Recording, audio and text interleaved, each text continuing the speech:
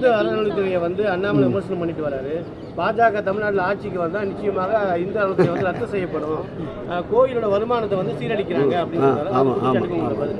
அவர்களுக்கு நலத்திட்டங்கள் நடைபெறுவதும், நாளுக்கு நாள் திருக்கோயிலுடைய பக்தர்கள் எண்ணிக்கை கூடுவதும், நாளுக்கு நாள் பக்தர்களுடைய தேவைகளை, அடிப்படை தேவைகளை நிறைவேற்றுவதும், எங்கு பார்த்தாலும் குடமுழுக்குகளால் தேவாரம், திருவாசகம், மணியோசை, தூபதீப ஆராதனை நடைபெறுவதும் அவர்களுக்கு எப்படி வயிற்றெரிச்சலை கலப்பாமல் இருக்கும்?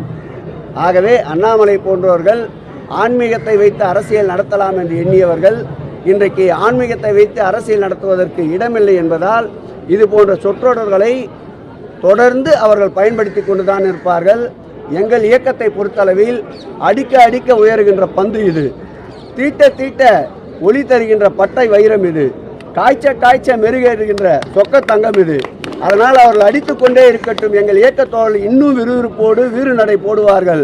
2026 சட்டமன்ற தேர்தலில் அண்ணாமலை வெற்றி பெற்று சட்டமன்ற உறுப்பினராக வரட்டும், பார்க்கலாம்.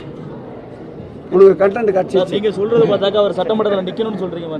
நிக்கணும், ஏற்கனவே நின்று இருக்காருல்ல, இதுவரை நிக்கவே இல்லைன்னா பரவாயில்ல, கூப்பிடலாம், வாங்க வாங்கன்ட்டு வர சொல்லுங்க, தயாராக இருக்கின்றோம். எங்கள் தலைவர் இன்றைக்கும் அறுதியிட்டு உறுதியிட்டு நிமிர்ந்த நெஞ்சோடு, ஏன் நீங்கள் இருமாப்பு செருக்கென்று கூட எடுத்துக்கொள்ளுங்கள், களத்திற்கு வர சொல்லுங்கள்.